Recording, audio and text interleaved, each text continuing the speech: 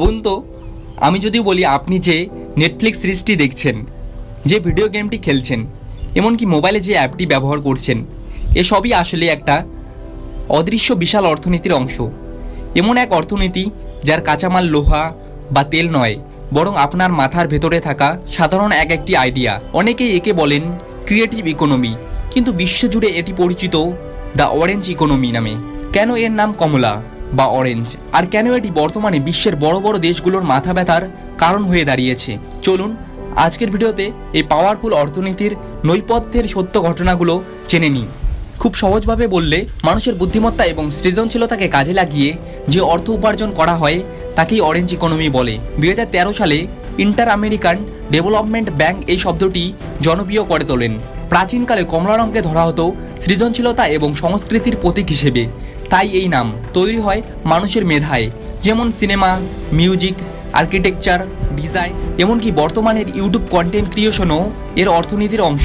আপনার মনে হতে পারে এটা তো সাধারণ বিনোদন, কিন্তু শুনলে অবাক হবেন, অরেঞ্জ ইকোনমির বর্তমান বাজার মূল্য কয়েক ট্রিলিয়ন ডলার। দক্ষিণ কোরিয়ার কথা ভাবুন, তারা তাদের সংস্কৃতি বা কে পপ এবং কে ড্রামাস যেমন বিটিএস বা স্কুইড গেম দিয়ে পুরো বিশ্ব জয় করে নিয়েছে, যা তাদের দেশের জিডিপিতে কয়েক বিলিয়ন ডলার যোগ করেছে। একে বলা হয় সফট পাওয়ার। আরেকটি সত্য ঘটনা বলি, হলিউড বা বলিউডের কথা ধরুন। একটি সিনেমা যখন হিট হয় তখন শুধু অভিনেতা টাকা পান না, হাজার হাজার টেকনিশিয়ান, মেকআপ আর্টিস্ট এবং গ্রাফিক ডিজাইনারদের সংসার চলে। এটাই হলো এই অর্থনীতির অংশ। অনেকেই মনে করেন এটি শুধু শিল্পীদের জন্য। ডিজিটাল যুগে এর পরিধি বেড়েছে বহুগুণ। আপনি যদি একজন অ্যাপ ডেভেলপার হন বা একজন কন্টেন্ট ক্রিয়েটর, আপনিও এই অরেঞ্জ ইকোনমির একজন সৈনিক। তবে এর একটি চ্যালেঞ্জও আছে।